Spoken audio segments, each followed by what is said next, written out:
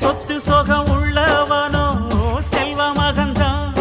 அவன் பஞ்சு மெத்த போட்டிருந்தும் முழிச்சு எங்குறான். எது மற்ற பேர்களுக்கு ஏது கவலை?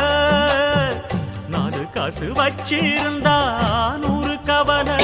இங்கு ஆசை வச்ச நெஞ்சுக்கெல்லாம் அமைதி இல்லையே. என்ன வேலை அது, என்ன வேலை?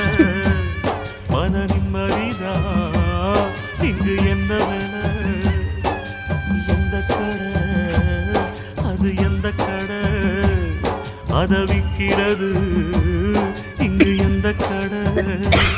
பணங்காசுதான் அள்ளி வீசிதான் அதுதான் கடையில் கிடைக்காதே. என்ன வேலை அது?